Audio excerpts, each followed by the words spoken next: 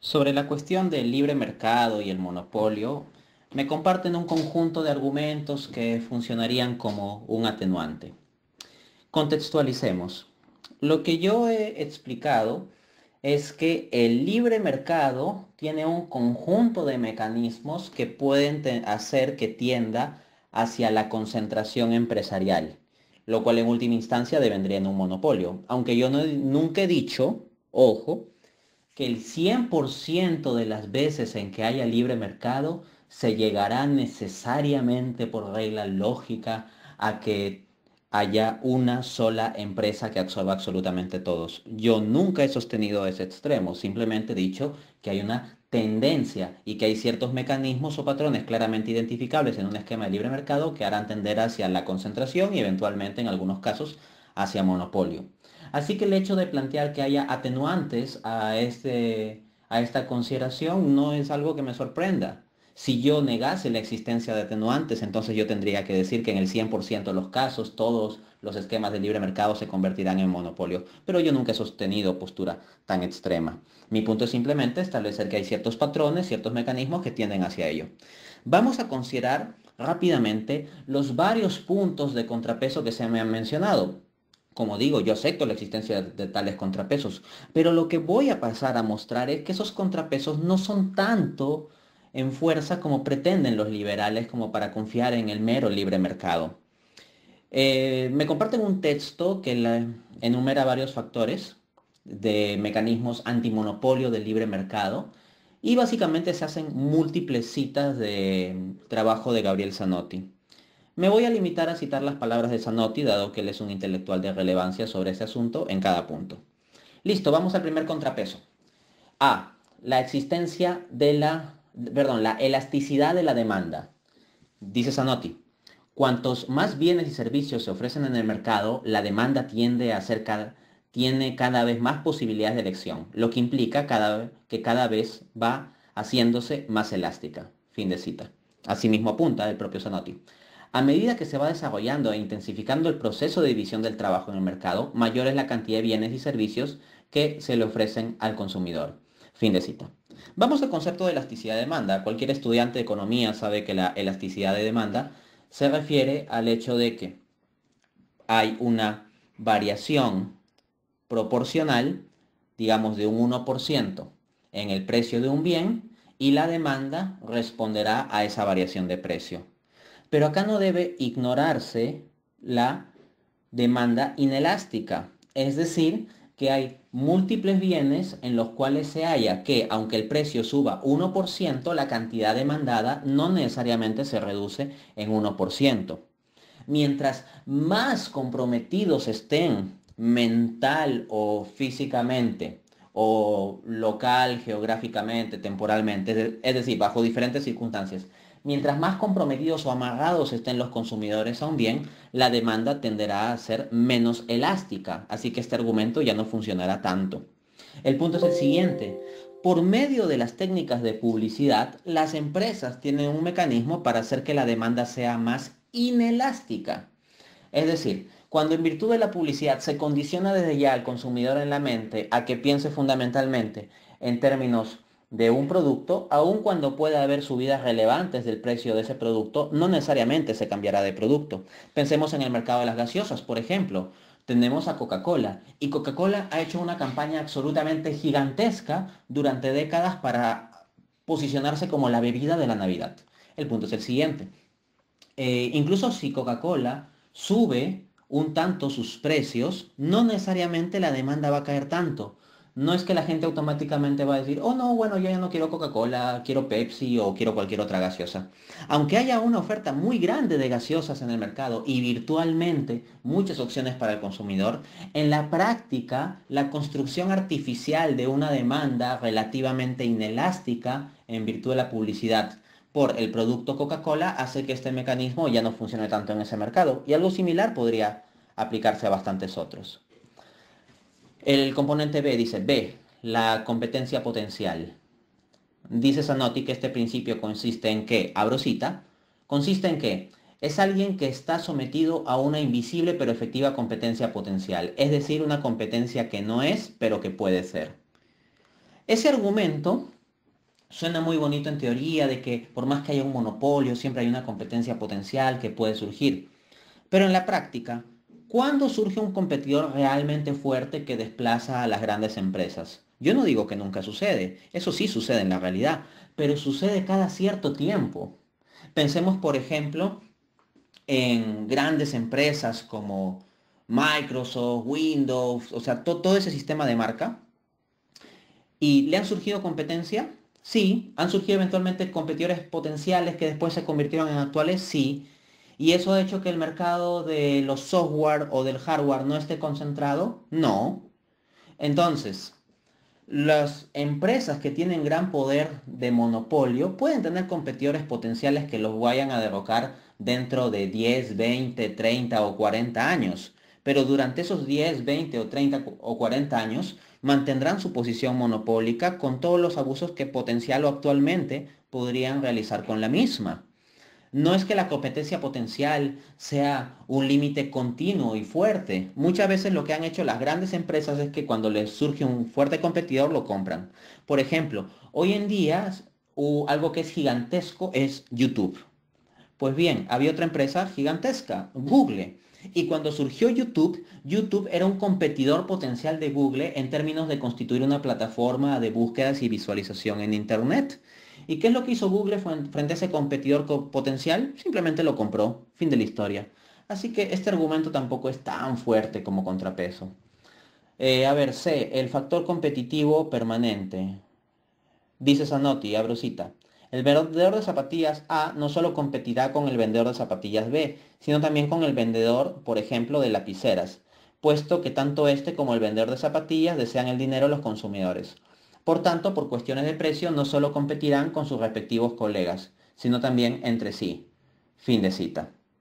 Bien, lo que sucede aquí es que, como muestra el mismo ejemplo, las personas compran zapatillas y compran lapiceros, pero el punto es que la zapatilla no te va a cubrir las necesidades o los requerimientos que sí te cubre el lapicero y el lapicero no te va a cubrir las necesidades o requerimientos que sí cubre la zapatilla.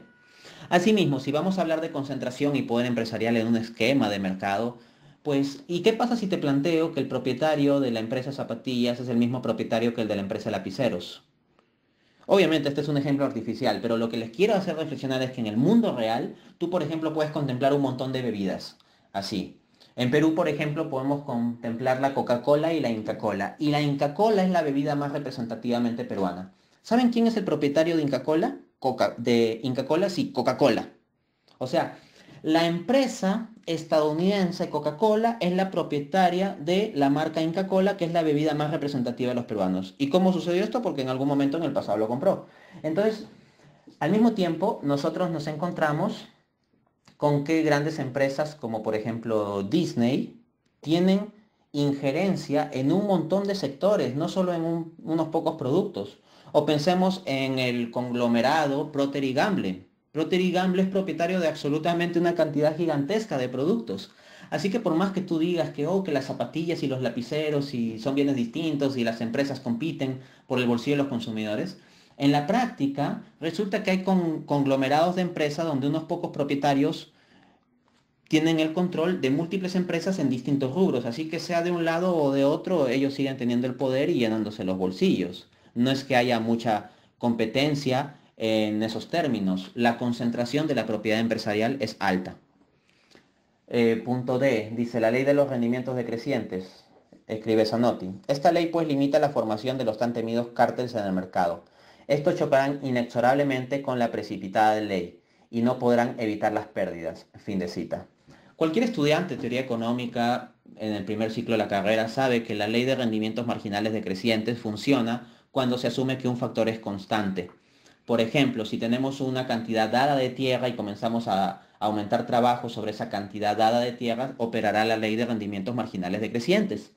Pero el supuesto de factores constantes, factores como capital o trabajo, por ejemplo, constantes, es un supuesto irrazonable en la práctica. En el mundo real, los factores productivos tienden a ir cambiando. Las empresas van aumentando la cantidad de trabajo con la que operan y la cantidad de stock de capital disponible. La pueden aumentar por medio de los accionistas, por medio de endeudarse a bancos con crédito, etcétera, etcétera. Entonces, el supuesto necesario para que operen los rendimientos marginales decrecientes en la actividad empresarial no se suele verificar. Así que este contraargumento también es débil. Punto E. Los límites de la calculabilidad en el mercado. Apunta Zanotti.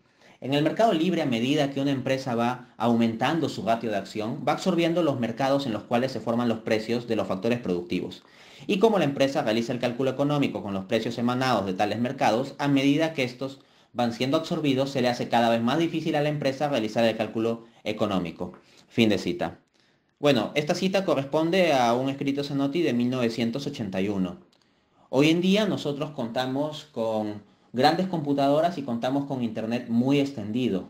Gran parte de las operaciones de empresas multinacionales en diversos países son procesadas, por ejemplo, en la India. ¿Y qué significa esto? Que por medio del Internet, gran parte del cálculo económico, la contabilidad, los costos, la transmisión de información, se termina centralizando en algún sistema que prácticamente con costo cero, por un tema de envío de archivos por Internet, recibe toda esa información y la puede procesar rápidamente a velocidad récord. Así que la tecnología ha debilitado casi del todo este argumento de los límites de la calculabilidad en el mercado. F. El comercio exterior libre. Dice Zanotti. La libre importación y exportación de productos, la libre entrada y salida de capitales nacionales y extranjeros son cosas que no hacen más que ampliar enormemente la elasticidad de la demanda, ampliando enormemente las posibilidades de elección del consumidor. Fin de cita. Esto no parece ser un argumento suficiente contra la concentración empresarial. Es que no simplemente ocurre que pueda haber monopolios dentro de cada país, de tal modo que el monopolio de un país, pensemos por ejemplo en Perú, potencialmente puede ser derrocado por competencia extranjera que le vendrá de empresas de Chile, Guatemala, Venezuela, China, etcétera. No, lo que ocurre en la estructura empresarial de nuestro mundo es que muchos de los monopolios u oligopolios o en esquemas de competencia monopolística son a nivel internacional. Es decir, hay empresas que tienen poder a nivel internacional. Por ejemplo, el poder empresarial de Coca-Cola, ¿no? Acá hablo de concentración empresarial, no meramente monopolio. El poder empresarial de Coca-Cola es absolutamente gigante. Y no es un poder que se restrinja meramente a Estados Unidos, sino es un poder que extiende sus tentáculos a múltiples naciones. Algo similar con McDonald's, con Windows, con IBM, con Nike, con Netflix, con Disney, etcétera, etcétera, etcétera. En consecuencia, el comercio exterior libre sería un buen contrapeso si simplemente tuviéramos monopolios encerrados en los límites de una frontera, de un país y que puedan enfrentar competencia exterior. Pero lo que nosotros encontramos es que hay grandes conglomerados nacionales que tienen gran poder por encima de naciones enteras y no encerrados en los límites geográficos de algún país. Así que un esquema de comercio libre más bien puede llevar a que las grandes empresas tengan más facilidades de entrar a los países y destruir a las empresas locales más pequeñas que no podrán competir contra los gigantes. Y eso se ha verificado en varios casos. Vamos al último punto. G, los sustitutos. Busquemos la cita Zanotti. Acá está, abro cita. En mayor o menor medida pueden sustituirse por otro similar, se refiere a los productos. Y si se diera el caso de la existencia de un producto insustituible, lo que sí tendrá indefectiblemente ese producto es un sustituto potencial. Innumerables vendedores se lanzarán a la búsqueda de un sustituto a ese producto insustituible que goza de demanda inelástica, como medio óptimo para conseguir seguras ganancias. Fin de cita. De nuevo, un argumento que suena muy bonito en la teoría y que en la práctica no tiene casi nada de fuerza. Pensemos por ejemplo en la sal. A ver, dígame, ¿cuál es el sustituto de la sal? Por ejemplo, si a tu pollo que cocinaste en tu casa se te olvida echarle sal, ¿qué agarras? ¿Compras azúcar? ¿O le echas pimienta y aunque no tenga sal, pero es un pollo solo con pimienta, ya es un buen sustituto? No, ¿verdad? Pero Zanotti dice que surgirán sustitutos, pueden surgir sustitutos potenciales y que se embarcarán los empresarios ahí en buscar algún sustituto potencial. Oye, ¿cuántos proyectos tenemos de buscar sustitutos de la sal? ¿Ah? O sea, está embarcado el mundo empresarial en buscar un sustituto de la sal. Bueno, la sal precisamente tiene una característica muy especial como producto, es un condimento muy muy importante en las comidas, absolutamente esencial para dar sabor a varios platillos. Y no se ve que anden embarcadas las fuerzas empresariales en generar una especie de sustancia nueva que genere prácticamente los mismos efectos que la sal, pero que no sea la sal.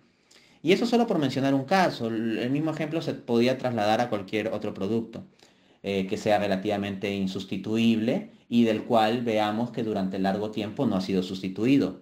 El que pueda haber un sustituto potencial no quita el hecho de que múltiples productos que tienen la característica de ser poco sustituibles por otros puedan durante mucho tiempo permanecer en el mercado sin ser sustituidos.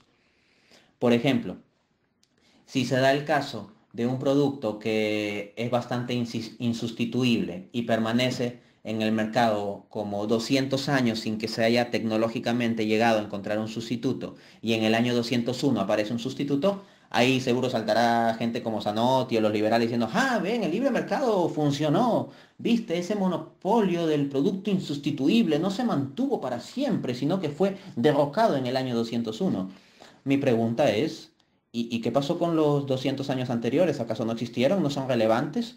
¿No hay generaciones de personas que vivieron y murieron durante esos 200 años? Así que el simplemente hablar de sustitutos potenciales, incluso para productos que sean poco sustituibles, no es un argumento suficiente. Ojo, entiendo estos contrapesos. Yo no niego la existencia de estos contrapesos. Estoy de acuerdo con que estos contrapesos son ciertamente mecanismos antimonopolios que existen en la estructura del libre mercado. Mi punto es simplemente que estos contrapesos no son tan fuertes como pretenderían los liberales.